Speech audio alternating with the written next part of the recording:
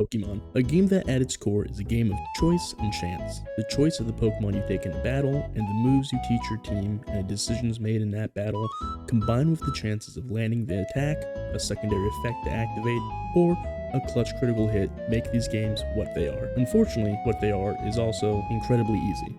They are kids games after all. So that leads me into trying my first ever Nuzlocke, which if you don't know, is a self-imposed rule set that is implemented to make the game more challenging. However, I feel that this only addresses half the equation, the choice half. So I've decided to perform this Nuzlocke in Pokemon XD Gale of Darkness, a little known Pokemon game that came out almost 2 decades ago that is entirely comprised of double battles, a unique way of acquiring Pokemon, and a type of Pokemon that is only seen in one other game. So along with the standard Nuzlocke rules in place, which I've shown on screen, I ask you to join me on my first Nuzlocke. Our journey begins with a high-sonic cargo ship in the middle of the ocean that is then captured by a mysterious giant purple Pokemon. We're left wondering what any of this means, but are immediately thrown into our first battle of the game, a battle between the two Hoenn pseudo-legendaries. We win the battle and learn that this was just a simulation, so no, we don't get to start with a level 50 Salamence, which would be admittedly very useful. One can dream though, right? After being made aware that we don't have a father, which is honestly par for the course, we meet our mother and the director of the Pokemon lab. With a light confirmation that we at least have a stepfather, we're tasked with finding our younger sister who has been playing hide and seek with the staff members. Our sister, mistaking hide and go seek for straight up just running away from home, can be located at Professor Kimiko's lab, where upon our arrival, we are challenged by his assistant, Chopin, as he mistakes us for a burglar. Chopin is easily dispatched by our starter Pokemon Eevee, as Professor Kimiko's cutie system runs on the literal weakest available Pokemon at this point, which is Sunkern. We return to the Pokemon lab after recovering our sister, where we are then gifted the Snag Machine. With impeccable timing, as right as we receive this gift, the lab is ransacked by Cypher, the largest crime syndicate in the Ori region, known for stirring up big trouble just a few years prior. They're here to kidnap Stepdad, and when we try to interfere, we are challenged to a battle. The grunt opens up with a Teddiursa, but just a little bit off. This Teddiursa isn't a normal Pokemon, it's a Shadow Pokemon. Shadow Pokemon have had their hearts closed to the world and lash out violently and unexpectedly. These Pokemon only know Shadow moves, which is a special type that is super effective against every type of Pokemon and only resisted by other Shadow Pokemon. Thankfully, the Snag Machine we picked up allows us to capture these Pokemon and is the main way we will add members to our team. We capture Teddiursa and welcome the preferred bear to our team. With a second Pokemon in tow, every battle from this point on is a double battle. We are unable to prevent the capture of the professor. Despite this, the lab decides to continue their work in his absence, and we assist via parcel delivery. We travel to pick up a part that is required for their work in the nearby Gaiden port, when we encounter a large man due to a collision with our sister. As it turns out, this version of Jake Paul would rather fight children than elderly men. However, an old man is nearby and steps in to his disappointment. One of the old man's bodyguard enters the ring and defeats the Shadow Zangoose with his Alakazam. This is due to the fact that Jake Paul can't beat up people close to his own age, and he was doomed from the outset. We give our thanks to the trio of men, and we part ways. Picking up the part provides us with the opportunity to grab one of the 5 evolution stones that can be used to evolve our Eevee. Due to its bulk, which will be useful in drawn out battles, and its compatibility with humans, I've chosen the water stone to eventually evolve Eevee into Vaporeon. Fortunately for us, there are 2 shadow Pokemon located in Gaiden Port, Ladybug and Poochyena. Ladybug isn't a great Pokemon, and honestly neither is Poochyena, but Mightyena does have the ability to intimidate, which would prove useful. We successfully capture Ladybug, however our encounter with Poochyena goes a little bit like this. Why is this so difficult? Are you fucking kidding me? Are you shitting me? Ladybug and machine part in hand, along with the corpse of a Poochyena, we make our way back to the lab where the suggestion is made to visit a gate village and meet the Elder Egan, who may have some insight in opening the heart of our Shadow Pokemon.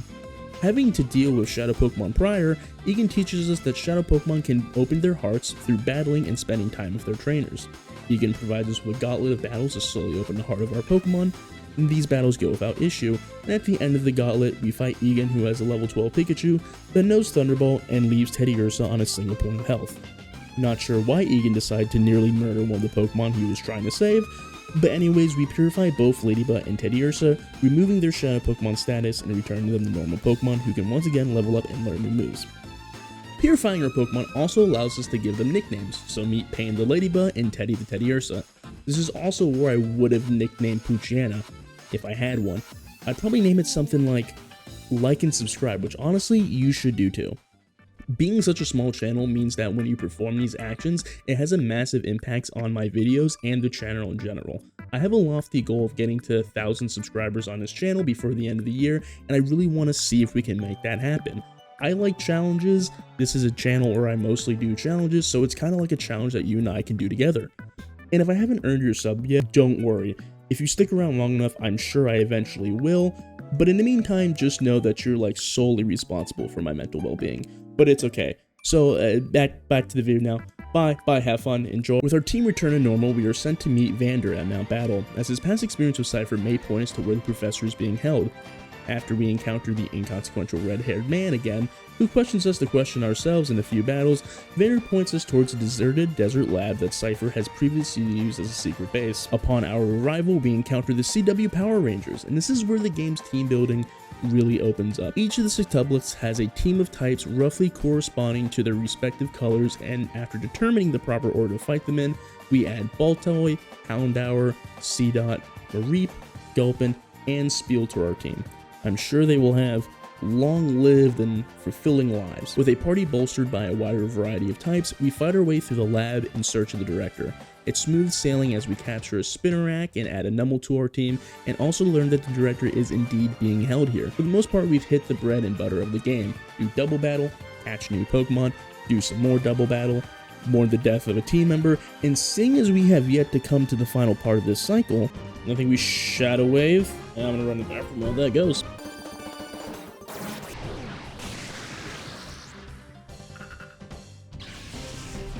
A few moments later. Wait, what happened? And here we have the first real death of our run. A critical hit Psybeam takes out C-Dot without us to witness. C-Dot is the first to fall, abandoned and alone. Continuing through the hideout, we miss out on a Shadow Carvanha but capture a Shadow Shroomis. And nearing the end of the dungeon, we purify some of our team members we captured from the sextuplets. Mareep is purified and evolves into Nimbus the Flaffy, Dre the Baltoy, and Houndour, who I forgot the nickname, but as you will soon see, this does not matter. Upon defeating Naps, whose Teddiursa we stole earlier, we begin to escort the professor out of the lab, but are stopped by Cypher admin Lovrina, who offers us the ability to join Cypher, but as free will is not real, we were forced to battle her instead. Now, Cypher admins typically have a gimmick. In Lovrina's case, it's using the move Attract, which has a chance to immobilize a Pokemon of the opposite gender. Admin teams are fairly competently composed, so they provide a real threat to the run. We open with Vaporeon and Houndour, and I'll be totally honest with you, I do not remember what the intention or my plan was going to this fight. Past me had a plan for then future me that now current me doesn't fully comprehend. Looking back on it, the smartest thing to do would have been to start with Flaffy and Vaporeon, focus down Love Disc, and then swap in the Houndour. We live and learn. Well, all of us besides Houndour. He's fucking dead. We whittle down Delcatty and capture, but despite lowered accuracy and despite paralysis, Delcatty still lands a critical hit Shadow Rush, knocking out Dre. With Lovrina defeated, we have essentially rescued the professor, but we have to ask ourselves, at what cost? We've only completed the first dungeon, yet we've lost 3 team members at this point, not even counting miscapture. Claydol is one of my favorite Pokemon and has excellent defensive utility, and having both of these would have been a massive boon for the rest of the run. With a rescue professor, we return to the Pokemon lab to the completion of the lab's project, the Purification Chamber, which allows the passive purification of Pokemon. We attempted to decipher the CD-ROM we picked up earlier, but our literal professional scientists aren't up to the task. So we travel to Pyrite Town, a backwater, crime-infested, and run-down town, or another way you could look at it, it's the nicest gated community in Ohio. It's really just a matter of perspective at this point. But before we can do that, we go to Mount Battle to do some training, where we purify Kite, the Numel, Mercy, the Shroomish, and Circumstance, the Gulpin. Well, his name is actually Circumstan because Circumstance doesn't fit, but let's be honest, he's pretty much only here for the vibes at this point. Pain also evolves into Ladian and is now slightly less useless. We arrive in Pyrite and we meet Sek, and after being treated like a ping pong ball and being handed off from each person we talk to, we were eventually sent to the Rock Pokespot where we meet Duking and his news crew. Here we are taught that we can meet wild Pokemon at 3 Pokespots, the Rock, Oasis, and Cave Pokespots. Speaking of caves, we encounter 2 criminals we spotted earlier and meet their boss, Mirror B. Unrelated, he has one of the best themes in all of gaming. This game has S-tier music in general, you should go check it out, but this one in particular really just goes off. Mirror B's team is straightforward. It's a Lombre Rain team. We open up with Pain and Circumstance as they have a great type matchup, and Ladybuzz one good stat is special defense. Aerial Ice and Sludge make quick work of Lombre until Shadow Voltorb is sent out. Voltorb would make a nice backup and alternative for Nimbus, so it would be an excellent addition to my collection. However, since balance must be maintained, and just because I can't have nice things, we lose another Pokemon to a critical hit Shadow Rush. This time, Circumstance was a victim of Circumstance. It would seem that Pokemon are just cards and death is the dealer. We trade a soul for the soul, and Voltorb joins our team. Net recalls us to ONBS, and just as we arrive, the building is under assault by Cypher. To put it bluntly, ONBS is a complete bloodbath. Each floor is an absolute battlefield. Capture a Makuhita, kill a Vulpix. That's okay, we have Numble. Numble dies? Oh, an avoidable counter? Sounds like a free invitation for a Blossom to wipe out half of my team. We clear out the 3 floors, capture a Duskull, and that's where I ended my stream for the night. At this point, I felt like resetting the run. I had lost so many potentially great team members through not only unlucky occurrences, but also my own negligence. When you come to the realization that you are single-handedly holding up a regional's funeral industry, it doesn't exactly instill confidence for the rest of the run. However, I knew that the next area had some great encounters, and if I could just get out of Pyrite, I figured I could recover the run. So I grabbed my 3 Pokespot encounters and evolved them into Henry the Saiyan Slash, Costco Guys the Dawn Fan, and Scarce the Golbat, because there's just not enough Zubats, man. I train up my remaining teammates and evolve Spinner into Ariados in preparation to complete ONBS. We start the next day by finishing off the last 2 fights in ONBS. The first fight seems a little bit scary due to a Kadabra and Flaffy opener, but with the fresh face additions of our team, we're able to handle them and add a Shadow Ralts to our roster. Commander Exalt is also a total pushover. We are unable to capture his Shadow Mawile, which, while unfortunate, isn't too big of a deal. With ONBS secured, Net informs us that the CD-ROM contained data pointing towards a Cypher attack on a nearby Phoenix City, but everything seems fine on initial visit. It's actually better than fine. We learned that we're the 1 millionth visitor of the city and are awarded a free ticket to Rilgum Tower, which is home to a coliseum, minigames, gambling, and prizes for purchase. We get a little lost in some of the simulators there, some a little bit more than others, some a lot more than others. Thunderbolt Thunder, okay. So what do you, Thunderbolt? Maybe we do Thunderbolt Helping Hand, and then Rain Dance, we'll come back to this one. Withdrawing from our gambling addiction, we refocus back to Phoenix City and return to warn the mayor regarding Cypher's pending attack. We are, however, caught by the mayor's assistant, who pulls a Hawk Tua on us. Holy shit, I forgot I put that in. She's an undercover agent for Cypher. Actually, the entire city of Fennec has been captured and replaced by Cypher goons. In Fennec City, we capture Snorunt, Pinecco, Noctu, Roselia, Swinub, Spearow, and Grimer. We've made a major turnaround from the events of Pyrite Town. We've managed to not lose a single team member in Fennec City, and we've only missed a single capture. Things are going great. However, everything could end right here. We're about to come on the single fight that I had been dreading this whole time, and the fight that gave me the most trouble when this game released almost 2 decades ago. The upcoming admin, Snaddle's team, opens with some bulky water types followed by Shadow Lunatone, who knows Shadow Wave, a move that hits Pokemon on the opposite side of the field, and Shadow Wave, a move that is similar to Hail/Sandstorm, but it's Shadow type. The team is rounded out by Matang, who can be a pain in the ass to deal with in general, but also due to our limited options, we don't have a lot to really counter it. There's also a cast form, but honestly, that one's just kind of there for the ride. What I didn't remember from 20 years ago was that this fight is actually a back-to-back fight with Snaddle's second in command, Egrog. His team isn't as bad as Snaddle, but it's just another 3 Pokemon and 1 extra Shadow Pokemon that we have to deal with. I fully resigned to knocking out both of these Shadow Pokemon just to scrape by this fight. We lead with Rosa the Roselia and Balls the Spiel, since these are going to be our leads for both of the upcoming battles. The battle against Egrog is simple and quick, ending in only 3 turns and with the capture of Seal. However, Snaddle is who we are really worried about here. Knowing that Spiel is an easy target for Lantern, we protect on Balls while one-hit KOing Quagsire with Magical Leaf and Swamp Balls for Mercy so it doesn't catch a stray Shockwave. A judgment call to capture Lunatone is made and it works out in our favor. Now we just have to finish the battle. Unfortunately, Lantorn is dead set on knocking out Roselia after 3 facades in a row, but falls to poison afflicted by Rosa's Poison Point ability. Snaddle sends out his final 2 Pokemon, Cast Form and Matang, while we replace Rosa for Spinner. a surprisingly useful Pokemon. Some poor decision making results in losing Spinner and almost losing Mercy, but the battle is won, and what a huge relief it is. Despite losing 2 Pokemon to Snaddle, this was a respectable improvement from Pyrite Town, and we rescue the townsfolk from underground. We are then instructed of the location of the SSS Libra, the ship from the beginning of the game that Cypher stole. Unfortunately for us, the vessel is surrounded by deep sand that is incompatible with our wheeled vehicle. In a quick trip to Gale Port, we reminisce about getting parts and running into old men and their bodyguards. Memories come rushing back to us, mainly due to the fact that both of these things happen again.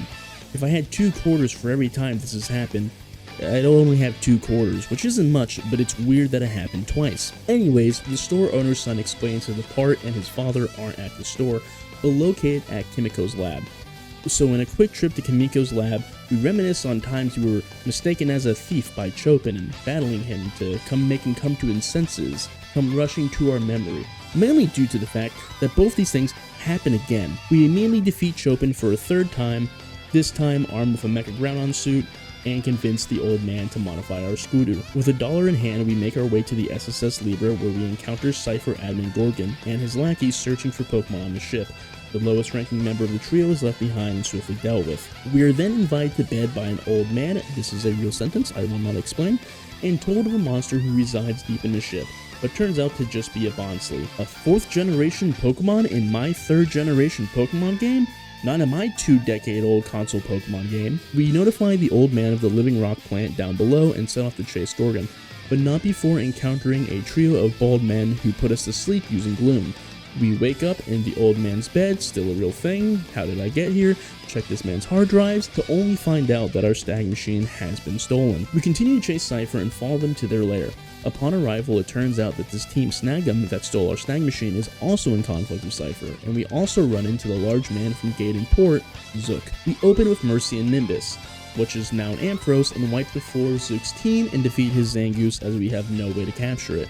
The battle is easy and without issue, and goes so well that I could probably do it again if I wanted to. We were notified of a Cypher scientist who may know the location of our stolen snag machine, so we travel to the desert outskirts where we tussle with Mirror B for the 2nd time. My Swamp, the Grimer, almost single-handedly sweeps Mirror B's team of Lombre and Ludicolo. Nosepass is knocked out for the same reason as Zook's Zangoose. We meet with the scientist who points out that the SSS Libra was stolen as it was transporting Pokemon, and those stolen Pokemon were being manufactured as Shadow Pokemon at the Cypher Cutie lair that we just came from. The scientist offers us a Shadow Pokemon that he stole, but we can't accept this as our party is full. Remember this for later, it will be important. Breaking into the Snag'em HQ is simple and clean. No deaths and no Pokemon to catch provides for an uneventful but welcome segment of the game. We take some time to train up some of our newer team members such as Family Matters the Voltorb and Rule 34 the Ralts. With Rule 34 defeating Biden in battle, we near the end of the HQ, but do some grinding before completing the area as we have another back-to-back battle with Walken and the Team Snag'em leader Gonzap. We open with Rule 34 in My Swamp, a perfect combination to attack and resist Waken's Pokemon. Waken's Pokemon are a little obnoxious to deal with, between Sleep Powder from Gloom and the bulk of the Fortress and Grumpig, but they are not overly threatening. We start the battle with Gonzap with slight damage from the previous fight. My Swamp does an excellent job fending off attacks from both of Gonzap's Pokemon and allows us to pick up kills on Electrode and Nuzleaf. My Swamp is swapped for Mercy, and Psychic removes Vileplume from the field before it can even act. Mercy's Mega Drain doesn't pick up the one-hit KO on Whiscash, but allows it to survive a quad super effective Aerial Ace from Skarmory. Nimbus takes out Skarmory as Whiscash partakes in Gonzap's gimmick of Hyper Beam. However, this will prove fatal as it provides a free switch back to Mercy, who gets the kill and wins the battle. Snag Machine back in hand, it's time to return to the key lair, and so far everything has gone quite smoothly since leaving Phoenix City. Less stupid mistakes directly result in fewer needless deaths. However, there is such thing as flying too close to the sun.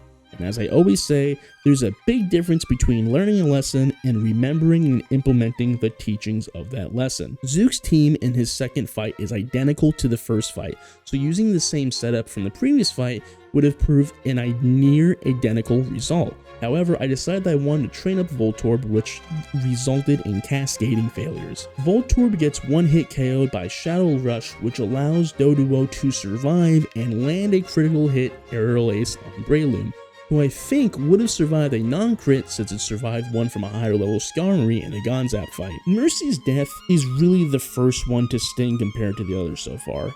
She was one of our longest running team members and helped us to thwart the takeover of ONBS and was crucial in both the Snaddle and Gonzap fights. Anyways, the rest of the fight goes smoothly, resulting in Zook's defeat and adding Zangoose to our roster. After reevaluating our team, we entered the key layer with the assistance of Gonzap and Team Snag'em. I mentioned earlier that there's a very real cost-benefit analysis that goes into the decision of attempting to capture a shadow Pokemon. This is still true, and only more so, as we're not only encountering more powerful Pokemon, but also the possibility of multiple shadow Pokemon in a single battle. New challenges aside, the key layer goes exceptionally well. We climb the floors of the lair while solving the puzzles, capturing various shadow Pokemon, and collecting useful items such as Earthquake and holy shit, it's a Destiny Bomb Wobbuffet. We grab the lever that is required to shut down the whole production facility. At the top of the lair, we defeat a peon whose Weeping Bell agreeably accepts our friendship through measured violence, allowing us to shut down the production of new shadow Pokemon permanently. This causes Gorgon's lieutenant, Smarden, to rush out of the building to evaluate the situation, and we challenge him to a battle. He's defeated by Nimbus and Butterfree, whose use of Sleep Powder is quite useful. We capture an Arbok, which, when spelled backwards, is Cobra. This is similar to Muck, whose when named spelled backwards is If Smarten defeated, the logical next step would be to fight Gorgon, but not before doing some battling at Mount Battle. Gorgon's team centers around the use of Earthquake, a move which hits all Pokemon in the field regardless of the team. As a result of this, each of Gorgon's Pokemon knows Protect. We open with Butterfree and Magnapound the Magneton, which initially looks like a bad idea.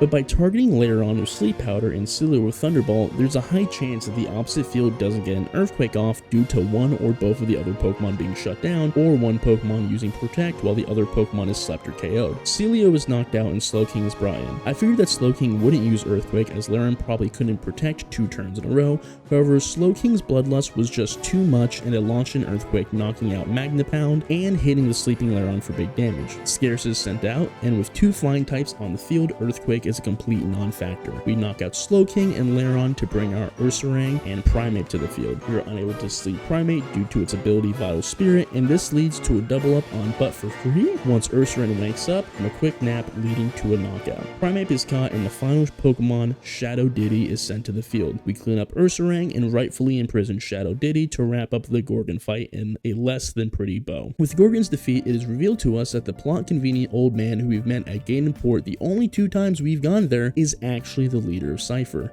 He invites us to challenge the organization at their secret HQ on Dark Isle, an island surrounded by treacherous and stormy waters. The question of how we would reach the island is quickly answered as we are suggested to use the Robo-Kyogre located in Kimiko's lab. This is funny because the whole bit about Kimiko is that he makes useless and shitty inventions, and anytime the character acknowledges the Robo-Kyogre, it's always followed by, wow, what a piece of shit. This thing is useless. There's no possible use for his fucking submarine. We should scrap it. No one will ever want this. And it is literally the one single thing that has any actual use or value in his lab. I am surrounded by clowns, and the world is my circus.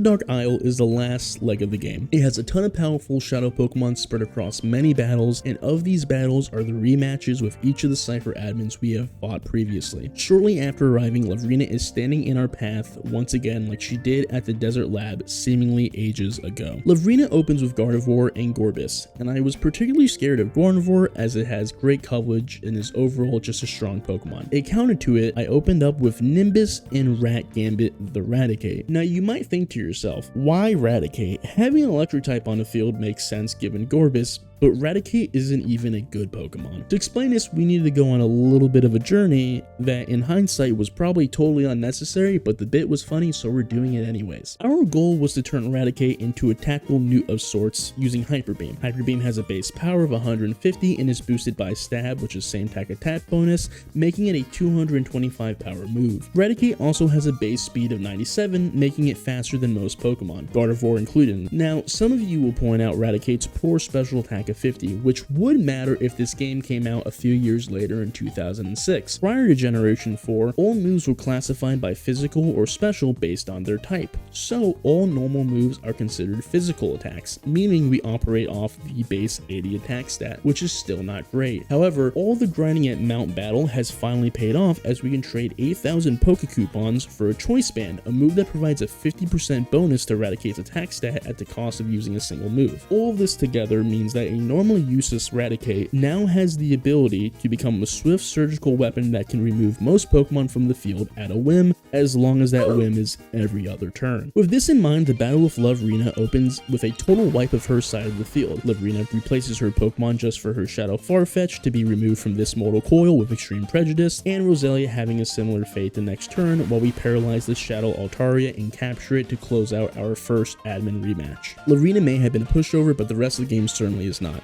We lose longtime team members such as Balls and random Peon battles, and a Destiny Bond Wobbuffet takes out Rule 34.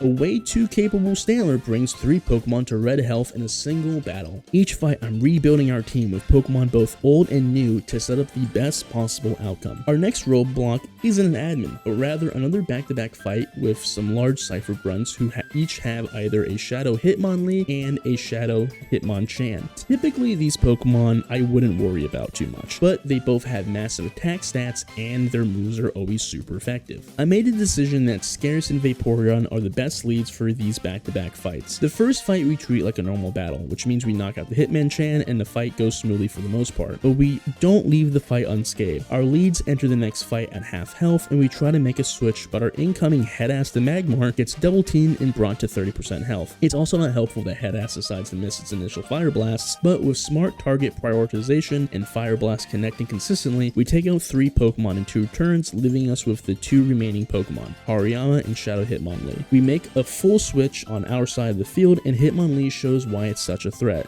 Thankfully, our side of the field is quite bulky, and with a critical hit Shadow Ball, we put Hitmonlee into capture range. Hariyama is a sitting duck, and as it can't touch our current setup, it falls, winning us the battle. With the final roadblock out of the way, a few more fights, a few more captures, we arrive at the top of the volcano. Summiting the top of the volcano, we only have 6 more fights till the end of the game, and 5 of those are boss fights against the remaining Cypher top brass. The first of these is Snaddle, who thankfully is not a back-to-back fight this time, but that doesn't make it easy. We open up with Hawk 2 of the Victory Bell and Arcanine the Arcanine, and this is a perfect opening for Snaddle's team as Matang and Quagsire and Scizor are one-hit KO'd and Shadow Solrock is brought into capture range and then captured. Snaddle's final 2 Pokemon are Castform and Shadow Starmie. Castform is once again a non-factor as there is no way for it to transform. Snaddle's gimmick is a bit weird as I believe his strategy is predicated on the player countering Shadow Sky with a weather effect that Castform then takes advantage of. Despite being so scary in Fennec City, this isn't the case anymore and Castform goes down and we capture Starmie as it will be very useful in the upcoming battles. We encounter Mr. Verich's blue-haired bodyguard, Ardos, on the catwalk, and that's our next big fight. With a full team and 3 Shadow Pokemon, Ardos is a true threat and opens up with Shadow Swallow and the same Alakazam that defended us in our first encounter with Zook. Ardos's Alakazam presents a similar issue as Lovrina's Gardevoir, so Rat Gambit returns to the field, and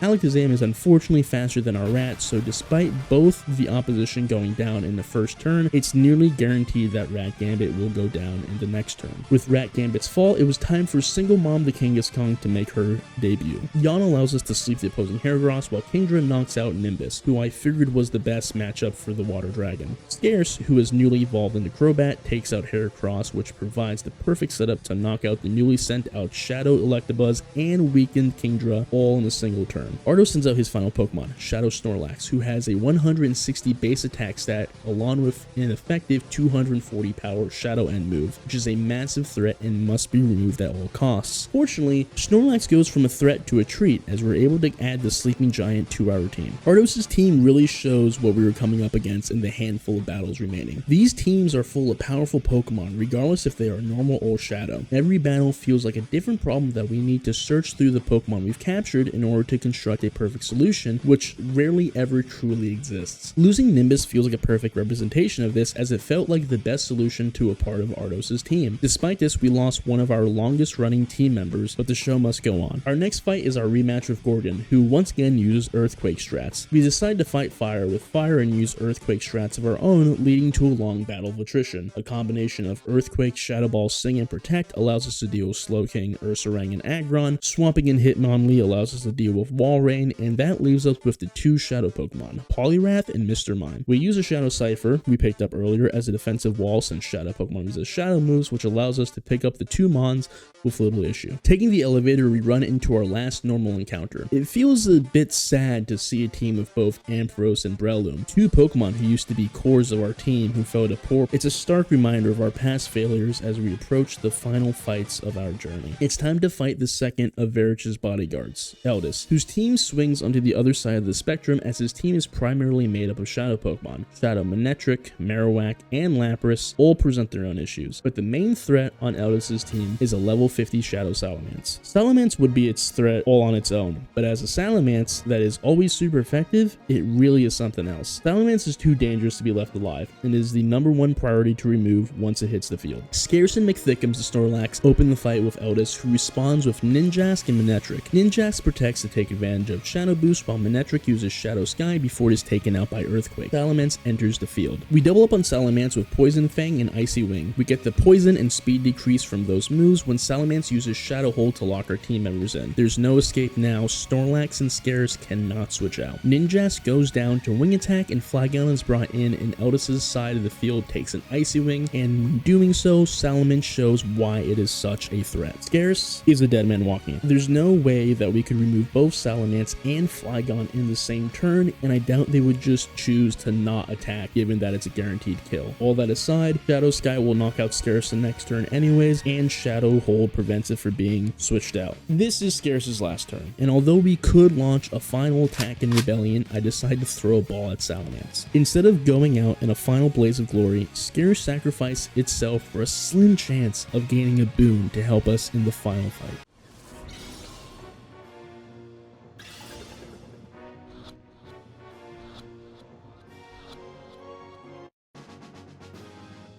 Scarce,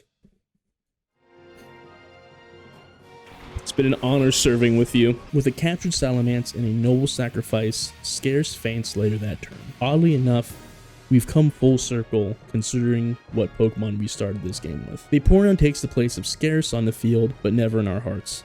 Flygon and Marowak are taken out, leaving us with Lapras, and we slowly lower Lapras's HP and see how close I can come to killing my own Vaporeon with an Earthquake. Despite that, we capture Lapras and a Net Ball, our final capture before our final fight with the leader of Cypher. With the final fight around the corner, we search through our team to concoct the best team to use in our fight with Master Greavil. After looking through our options, our final team looks like this. Salamence the Salamence, Weekday the Starmie, Nest the Lapras, Jackie the Hitmonlee, and Zapron the Electabuzz. Now you might question why we have an Electabuzz. After all, we did knock out Ardos's Shadow Electabuzz before it even had a chance to breathe. But if you remember the scientists all the way back at the desert outskirts who wanted to give us a Shadow Pokemon, and that Shadow Pokemon is not Electabuzz.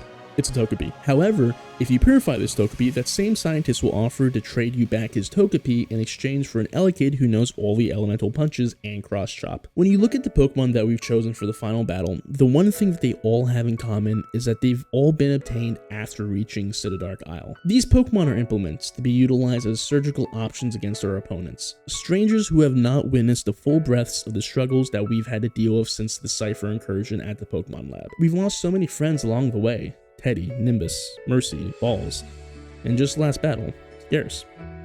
We've gone from making cherished friends to share experiences with, to collecting tools to keep in our toolbox, only to be replaced when they break or if a shinier option comes around. And that's why our final team member is Vaporeon, or rather the nickname we never got to give them, Vape Master. It's only fitting that the Pokemon who's been with us since the beginning and who shares the weight of the entire playthrough is with us till the end of the line.